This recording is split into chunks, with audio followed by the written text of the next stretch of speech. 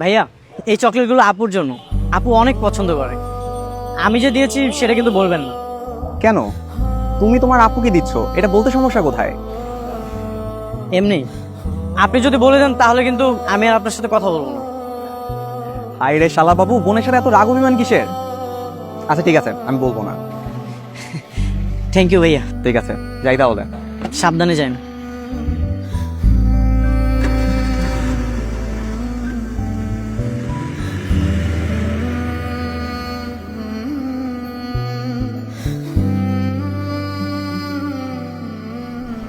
হীরা, তোমার কি জ্বর কমেছে? হ্যাঁ।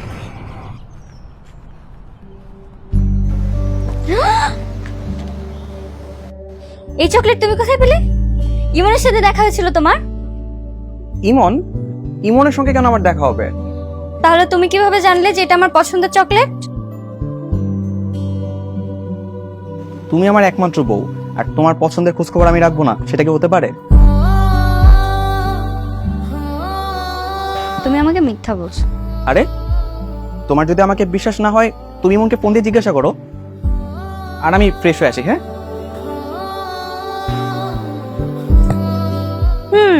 এটা তোরই কাজ, আমি জানি।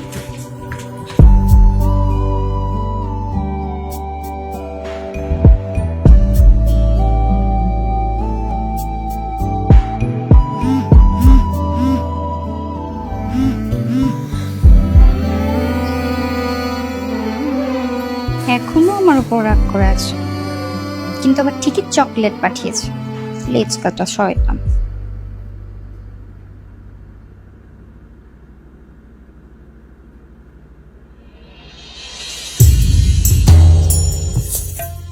তুই কি আমার ফোন দিবি না? না, ফোন দিব না। ও যদি আর একবার ফোন দেয় তাহলে রিসিভ করবো।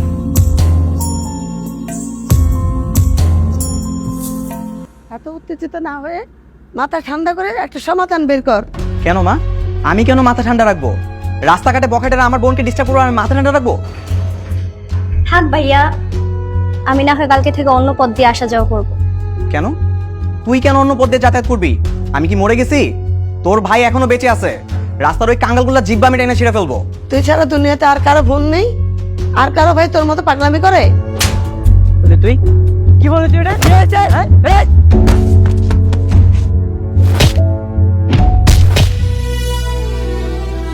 মা, কার ভাই কি করলো সেটা তো আমার দেখা দরকার নাই। আমার বোনের জন্য কি করতেছি সেটা আমার কাছে ইম্পর্টেন্ট। আচ্ছা, কালকে থেকে তুমি আমাকে পৌঁছে দিও।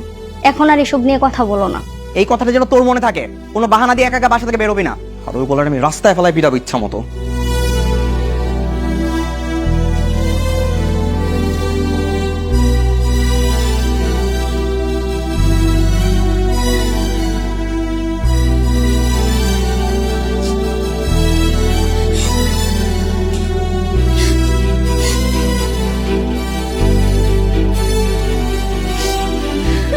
হীরা, কি হলো, কান্না করছো কেন? চকলেট নিয়ে মন খারাপ?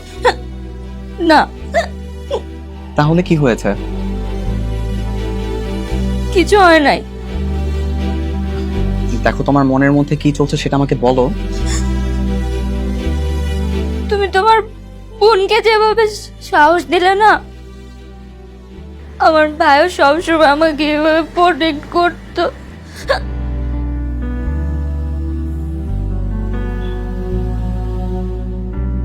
ভাই বোনের ভালোবাসা তো এমনই হয়। দুজনের মাঝে সারাক্ষণ খুনসুটি চলে, ঝগড়া চলে, কিন্তু কেউ কাউকে ছাড়া থাকতে পারে না। আমার ইমনের কথা খুব মনে পড়ছে। আমি ইমনকে মিস করছি। আমার ওর জন্য কষ্ট হচ্ছে। আচ্ছা শোনো, যদি সত্যি ওর জন্য খুব বেশি কষ্ট হয় তাহলে দেখবা ও খুব জলদি তোমার কাছে চলে আসবে। সত্যি? তুমি কিভাবে জানো? রাত যত গভীর হয় ভোর তত নিকটে আসে। এই যে কষ্ট বেড়েছে, দেখবা এই কষ্ট শেষ হয়ে সুখ আসবে। তোমার কথা যেন সত্য হয়। আমি আমার ভাইটাকে অনেক মিস করছি।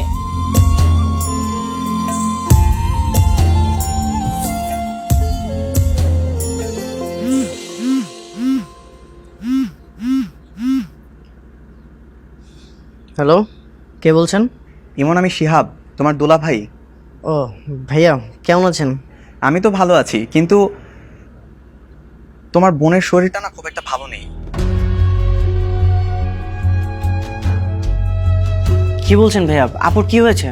প্রচন্ড জ্বর এসেছে, মেডিসিন খাচ্ছে কিন্তু তারপর জ্বর কমছে না, পরক্ষণে বেড়ে যাচ্ছে। এদিকে আবার জ্বরের করে মাঝে মাঝে ইমন ইমন বলে ডাকছে। কি বলেন? আপুর জ্বর হলে তো এরকম অনেক সমস্যা হয়। আচ্ছা ঠিক আছে, আমি আমার আব্বুকে বলতেছি তারা যেন তাড়াতাড়ি আপনাদের বাসাতে যায়। আচ্ছা ঠিক আছে। ঠিক আছে। মা, মা, কিছু বলবি? মা দুলাভাই ফোন দিয়েছিল, আপুর নাকি জ্বর। হ্যাঁ, জ্বর, আমার সাথে কথা হয়েছে। তোমরা এখনো বাসাতে কেন? এখনো যাওনি? আমাদের যখন সময় হবে তখন আমরা যাব, আগে তোর বাবা আসুক। আর সামান্য জ্বর, দেখতে যেতে হবে কেন? আশ্চর্য, আপুর একটু জ্বর হলে তো অনেক কষ্ট পায়, তাই বলে তোমরা এইভাবে অবহেলা করবা? তুই যে তোর আপুর সাথে কথা বলিস না, সেজন্য তো অনেক কষ্ট পায়। তুই কথা বলিস না কেন? শোন, আমরা তো যাবই, তার আগে তুই একবার দেখে আয় না, তাহলেই তো হয়। আমি যাবো না। তা যাবি কেন? তোর যখন জ্বর হয় তোর আপু কতটা ছটফট করে, একটু মনে করে দেখ তো। সারা রাত তো তোর পাশেই বসে থাকে।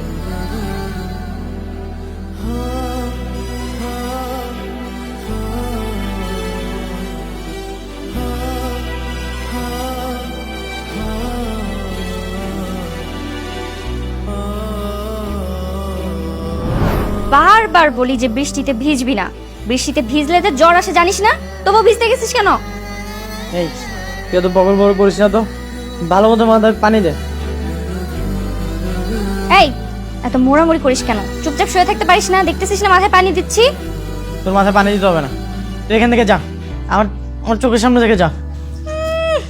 ভালো বুঝে সেবা করতে আসছে আর উনি তেজ দেখাচ্ছে উল্টা আমাকে। বেয়াদব কোথাকার। এক মাকে কিন্তু শীত যায় না, তোর যখন জ্বর হবে না তখন আমি তোকে দেখে নিব।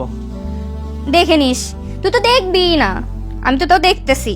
তোকে দেখবোই না, তোর যখন জ্বর হবে তোর দিকে আমি ফিরেও তাকাবো না। তা তো আমি খুব ভালো করেই জানি তুমি তাকাবো না, ভাইরা কোনোদিন তাকায়ও না। ওই বোনদের মায়া দয়া আছে বলে এখানে বসে এখনো সেবা করতেছি তোর মতো বেয়াদবকে। একটা কাজ করিস, মরে গেলে যে মাটি দিয়ে রেখে আসিস, ওইটাই ভালো পারবি।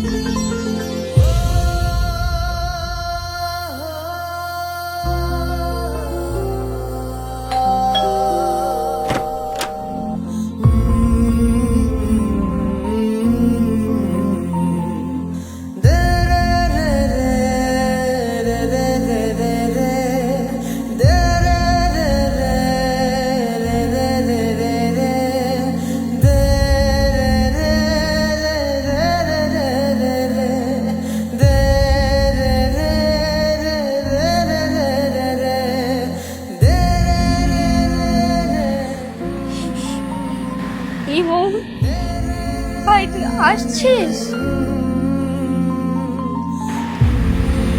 হ্যাঁ আপু, শুনলাম তোর নাকি জ্বর হয়েছে, এই জন্যই তোকে আমি দেখতে এসেছি। ভাববি তোকে আমি অনেক মিস করি রে আপু। আমি তোকে মিস করি আপু।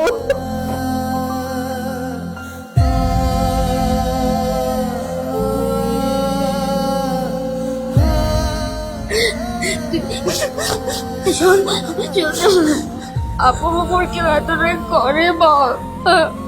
তুই আমার উপর এত রাগ কেমনে করেছিস? তুই জানিস আমি তোর জন্য প্রতিদিন কান্না করছি। আপু তুই আমাকে মাফ করে দে, আমি আর কখনো তোর সাথে অভিমান করবো না, কখনো অভিমান করবো না। ঠিক আছে ভাই।